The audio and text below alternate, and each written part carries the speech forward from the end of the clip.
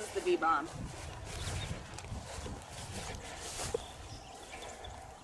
Oh, that's nice. Yeah. So Beebalm's actually in the mint family. Really? Yeah, the leaves do look like mint leaves. So the other way you can tell what family it's in is mint has square stems. So, yeah. There's actually a lot more stuff than you would expect in the mint family. Yeah. Beebalm's pretty cool. We've got purple too with the red. But it's exciting that it's blooming. It's, And the bees will pollinate also with that? So these are zinnias, and you can tell when they're ready. You do a wiggle test, and when they're not ready, the heads are floppy. Like you see how that's flopping around? Yep. And then that one is too, but this one's pretty solid. So this one's ready to harvest.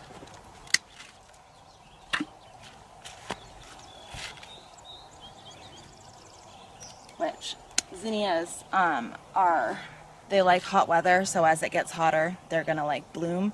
And a lot of flowers you can store in the cooler. Zinnias don't like to be in the cooler because they like hot, I guess. I don't really know why, but I think that's kind of interesting. But you would think that one would be ready because it's so big, but.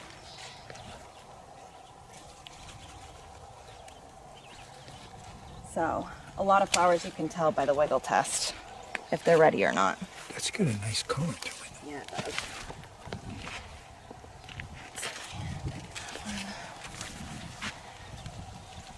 Yep. And then over here we've got Snapdragons. So I grew a couple of different varieties of Snapdragons. These ones are your traditional rocket snap. But then over here, these ones are Madam Butterfly. Aren't those beautiful? Yeah. They're so pretty. So Snapdragons are a cool season annual. They're what they refer to as a hardy annual.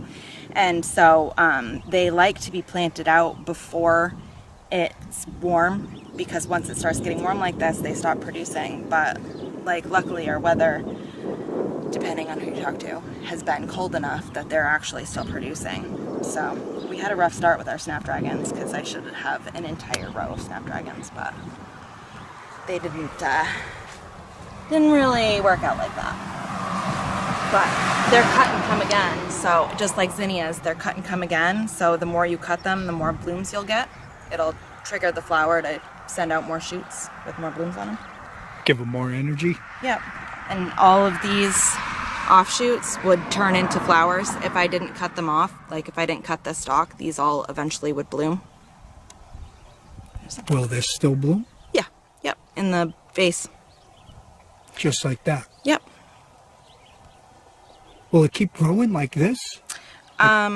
So they will get bigger and they will fill out to the bloom. I don't know that they'll necessarily get this big. I haven't grown these before. This is like a new variety for me.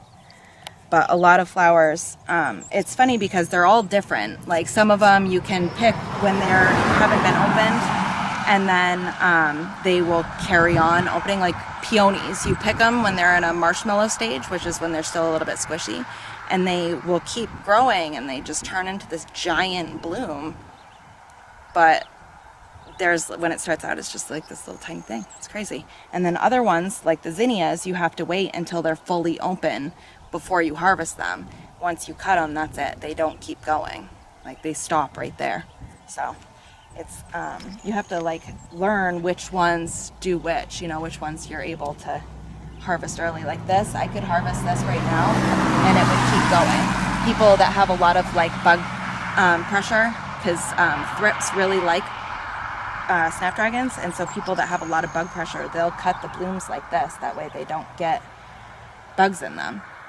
Because if you get bugs in them, you're supposed to swish them in soapy water to get the bugs out, because nobody wants bugs in their flowers. But when you get, farm-grown flowers, like you expect to have some level of bug in your bouquets. Like they joke that I won't charge you for the bugs. So And these are all Snapdragons. Yep, this whole row here is Snapdragons. And then this row here is Bells of Ireland, which they're basically like a foliage almost, but they do have blossoms on them. Let's see if we can find a good one. When do they bloom? So they're getting ready, like really probably by next week I should have, here's a good one, have some pretty good sized flowers. So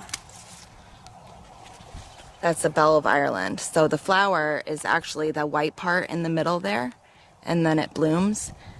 But usually people just use them for the green because they're really cool. And then you cut the leaves off. Like that.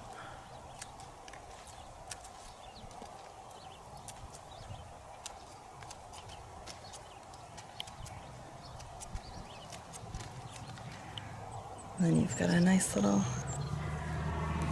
spike and a snail.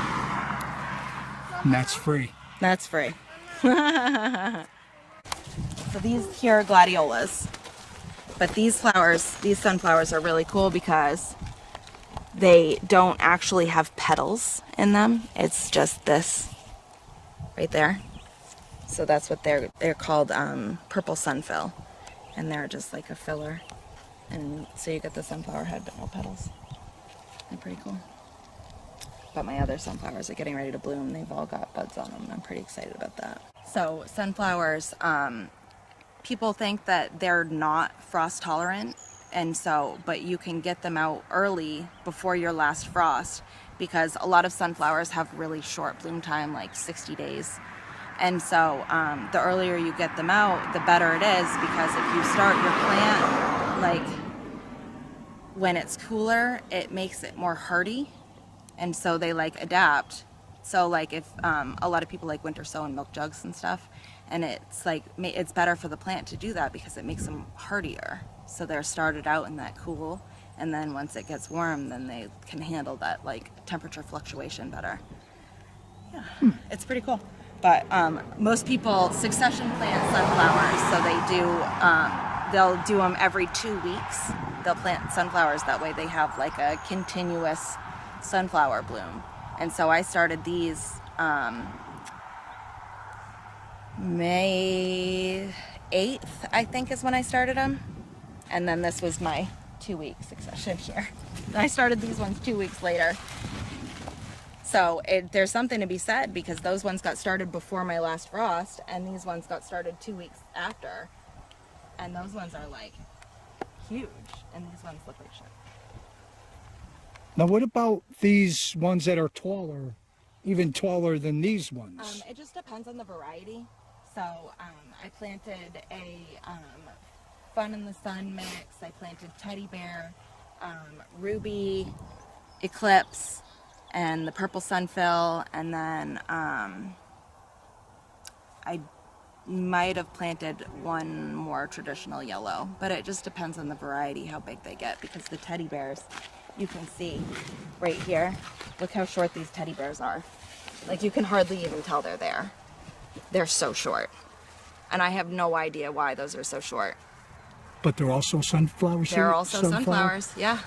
And they look really healthy. They're like, you know, they've got so many leaves so close together, and when the plant has so many leaves so close together like that, you're supposed to pinch them, but sunflowers are one of those plants that you don't pinch, because a lot of sunflowers are one and done. You just get the one bloom, unless you get branching varieties. There are some.